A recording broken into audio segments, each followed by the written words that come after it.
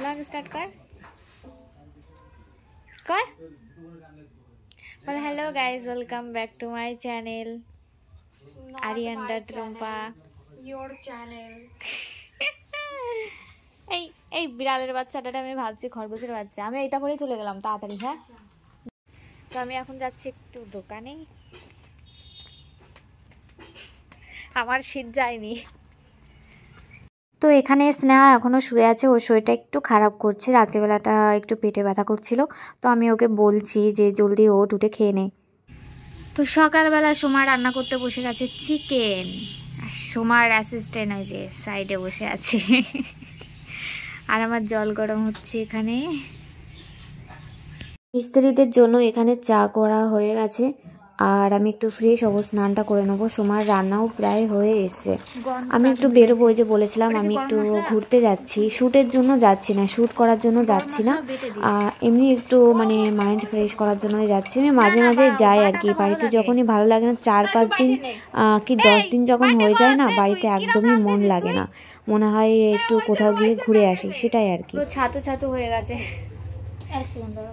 কি তো এখানে স্নেহা বসে খাচ্ছে, আর আমরা বেরিয়ে যাবো 2:30টার দিকে। পিসি এসে এখন রান্না করছে, রান্নাটা শুধু চিকেনটা রান্না করেছে সোমা। সোমা এখন গেছে পুজো দিতে, স্নান টান করে পুজো দিতে চলে গেছে।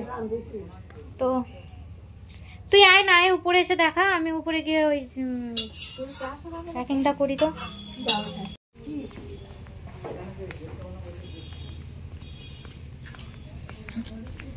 এটা লাল কালারটা ভালো লাগছে সাইডে। কিছু করার নেই, এটা দিয়ে দিয়েছে। কাকাকে বলেছিলাম এটার সঙ্গে একটা ডিপ কালারই নিয়ে আসতে, এই দোকানদার দিয়ে দিয়েছে, এখন কিছু করার নেই। আমার বাবার কোনো বুদ্ধি নেই যে এটার সাথে এটা যাবে না। এটার সঙ্গে ম্যাচিং করতে বলেছিলাম, ম্যাচিং না করলে আমি কী করে বলো। আমি বললাম আজকে, তো বললাম দোকানদারে ম্যাচিং করতে দিতে।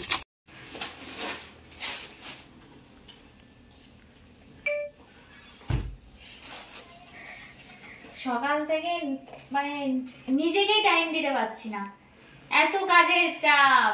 সত্যি সকাল থেকে উঠে আগে দোকানে গেছি, একটু দরকার ছিল, ক্যাশ টাকা ছিল না কাছে, তো কিছু ক্যাশ টাকা আনার জন্য দোকানে গেছিলাম। তারপর ওখান থেকে এসে স্নান টান করে রান্নার ওখানে একটু হেল্প করে এখন যে আসলাম, প্যাকিং করতে হবে, প্যাকিং করে বেরোতে হবে। 2:30টার দিকে বেরোবো, 1টা বাজতে যাচ্ছে। আমি এখনো পর্যন্ত ভিডিও আপলোড করিনি, তো করতে হবে। এই জুতোটা কেমন হয়েছে বল? ভালো হয়েছে। ভালো আছে? হ্যাঁ। আর হ্যাঁ, তোমরা অনেকে জিজ্ঞাসা করছিলে যে আমার বেডটা কত নিয়েছে।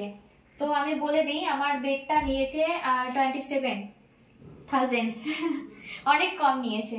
27 টাকা। 27 টাকা। তো আমি এখনো বিছানাও করিনি, গোছাইনি, এখন গোছাবো। বেডটা হচ্ছে তোমার বক্স খাট আসছে, তোমরা দেখে নাও ভালো করে। এরকম এর মধ্যে সবকিছু মানে রেখে দিয়েছি, যাবতীয় জিনিস যা যা আছে। আর তাও রাখার পরেও অনেকটা ফাঁকা আছে। এদিকে এসে দেখা, আয় এখানে আয়, এবার দেখা। ফ্ল্যাশ দেখা যাচ্ছে, ফ্ল্যাশ জ্বালিয়ে দেখা যাচ্ছে। হ্যাঁ, অন্ধকার না। তো এই যে অনেকটা ফাঁকা আছে এখানে। 3টে ট্রলি ব্যাগ আছে, আর একটা আমারটাও ছিল, আমারটা আমি আজকে তুলে নিয়েছি, মানে কালকে তুলে নিয়েছি প্যাকিং করার জন্য। আর এটা হচ্ছে আরিয়ানের জিম, মানে জিম করতো। ওটা ভারী বডি, হ্যাঁ অনেক ভারী। আর ওই যে একটা ব্যাগ আছে, ওই ব্যাগের মধ্যে আরিয়ানের যত জিনিস ছিল, মানে শেভিং করার জিনিস, তারপরে চপ্পল, জুতো, এইগুলো সব আমি ওই ব্যাগটার মধ্যে রেখে দিয়েছি। আর ওর যে একটা ব্যাগ ছিল, সেই ব্যাগটা বাইরে রাখলে নষ্ট হয়ে যাচ্ছিল, তো ওখানে রেখে দিয়েছি। আর এখানে আছে আমার মায়ের কাঁথা, বাংলাদেশের কাঁথা। পরে একসময় তোমাদেরকে মানে খুলে দেখাবো বাংলাদেশের কাঁথাগুলো কেমন হয়। আর এখানে আমি যে জামা কাপড়গুলো পরি না, শোকেজের মধ্যে পড়েছিল, সেগুলো আমি এখানে রেখে দিয়েছি। তো চলো, এই হচ্ছে অনেকটা জায়গা, মানে 27,000 টাকায় এত সুন্দর বেড ভাবা যায় না সত্যি। তো এখন আমি রেডি হব, রেডি হয়ে আসছে তোমাদের সাথে কথা বলতে। চলো এটা। বাট ঠান্ডা ঠান্ডা লাগছে তো। তুই তো বললে ওইদিকে ঠান্ডা কম, কলকাতার এদিকে অবশ্য গরমে লেগে যাবে বল। এটা এখন থাকবে, এটা আর একটা করবো, ভালো লাগছে না, আর একটা ভাজ করে দে না। তো গাইস আমি রেডি হয়ে গেছি। এই যে ব্যাগটা দেখো, 2টো ব্যাগ, এই 2টো ব্যাগ নিয়ে যাচ্ছি আমি। আর চুলটা একটু বেঁধে নিই, চুলটা বেঁধে নিই। আর বেশি ঠান্ডা আছে কিনা জানি না, আমি কলকাতার দিকে মানে খুব একটা ঠান্ডা নেই। যদি ঠান্ডা বেশি লাগে তাহলে ওর মধ্যে সোয়েটার আছে, সোয়েটার বার করে পরে নেবো। আমার ব্যাগ এখন এই যে সিঁড়ি দিয়ে নামতে হবে, এই ব্যাগটা নিয়ে। বেশি ভারী অবশ্য হয়নি, ভারী আছে। বেরিয়েছিস? দরজাটা টেনে দে।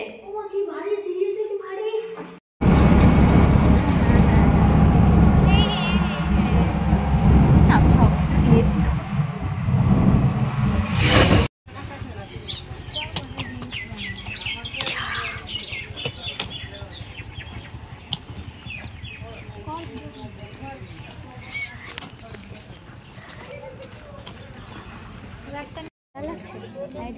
কি চাই? ব্যাগে বসবি না কিন্তু, ব্যাগে বসলে খুশি খাবি। এই তোমার সাথে তুলে নিলাম। আমার পাশে যিনি বসে আছে উনি আমার ভিডিও দেখে, আমাকে দেখে চিনতে পেরেছিল। আর পাশেরটাও উঠে গেল, কারণ উনি একটু মানে কমফোর্টেবল হচ্ছিল, বলছিল আমি ভিডিওর মধ্যে আসি না।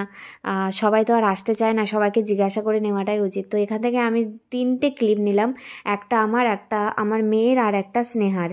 তো শিয়ালদাতে এই যে চলে এসেছি, গাড়ি ঢুকছে এখন, উঠে পড়েছি, নামার জন্য রেডি হয়ে গেছি।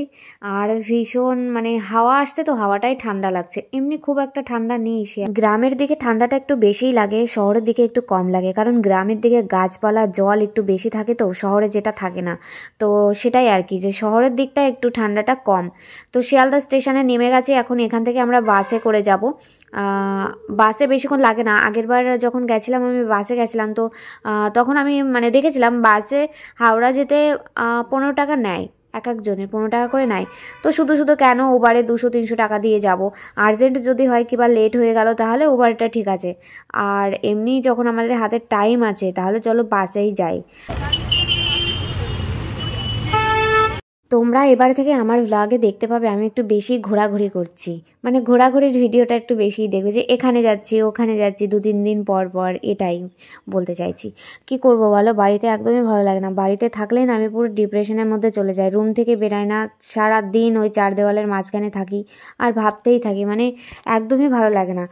3-4 দিন যখনই হয়ে যায় তখনই মনে যায় কোথাও না কোথাও যাই, ঘুরে আসি। কি কথা?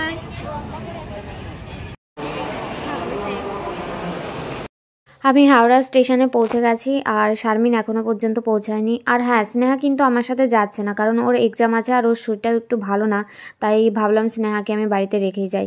তো শারমিনের জন্য এখানে ওয়েট করছি। শারমিন কলকাতাতেই ছিল, ও ঘুরতে এসেছিল, ওকে আমি কল করেছিলাম, তো বললাম আমি কলকাতাতেই আছি। তো বললাম তাহলে তুমি একটু চলো আমার সাথে 2-3 দিনের জন্য কোথাও ঘুরে আসি, কারণ একা যাবো কেমন একটা লাগছে, তাই শারমিনকে নিয়ে যাচ্ছে। আর স্নেহাকে নিয়ে যাই অবশ্য, যেখানে যাবো এবার থেকে স্নেহাকে না হলে আমার বোনকে নিয়ে যাব। বোনকে কী বলো তো নিতে পারি না কেন, কারণ বাবা বাড়িতে একা থাকে, আর বাবার তো শরীরটা ভালো না, 2বার স্ট্রোক হয়ে গেছে। তো আমাদের মধ্যে না দুজনের মধ্যে যে কোনো একজনকে বাড়িতে থাকতে হয়। আমি যদি কোথাও যাই তাহলে সোমাকে থাকতে হয়, আর সোমা যদি কোথাও যায় তাহলে আমাকে থাকতে হয়, যেহেতু বাড়িতে মানে কেউ নেই, ভাই বলো দাদা বলো তো কেউ নেই, তো আমরা তো 2 বোন, তো এটাই আর কি।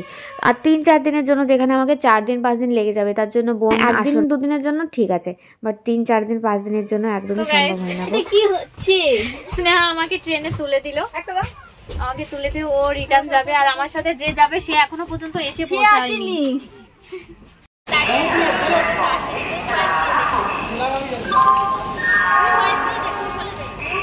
দিদি এখনো দাঁড়িয়ে আছে, দিদির সাথী এখনো এসে পৌঁছায়নি। এখন বেজে গেছে হচ্ছে 8:45 বেজে গেছে।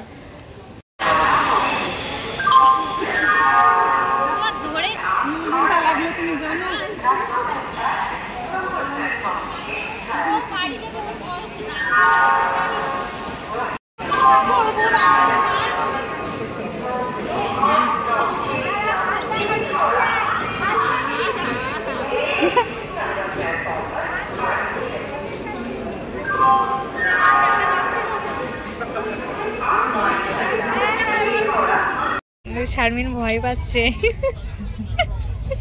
তাহলে কি বলবে বলো তো। স্নেহার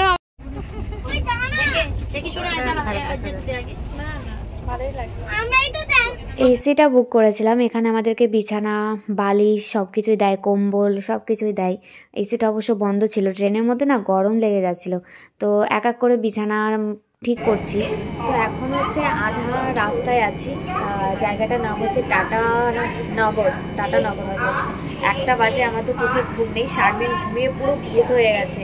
তো চলো আমি এখন শুয়ে পড়বো, কারণ ঠান্ডা হাওয়া আসছে, একটু ঠান্ডা লাগছে।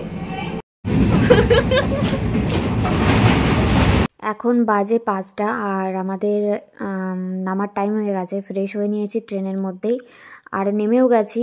এই যে লাগেজগুলো নিচ্ছি। ফোনে বেশি চার্জ নেই আজকে, এই পর্যন্তই। সবাই খুব ভালো থেকো, সাবধানে থেকো, আর আমি একটু ঘুরে আসি, তারপর আবার আসবো তোমাদের সাথে দেখা করতে। তো চলো, টাটা।